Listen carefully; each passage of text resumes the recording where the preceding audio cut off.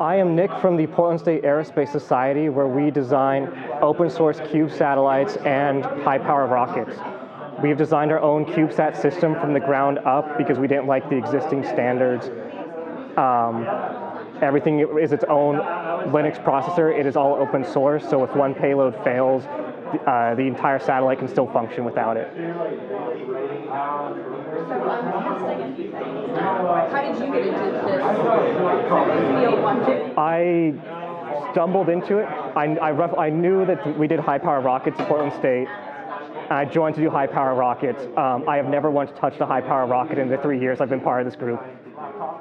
I've been working on the satellite on what we call ORSAT Live, which is a STEM outreach program for high schools that will be live video broadcast from space over 802.11b Wi-Fi.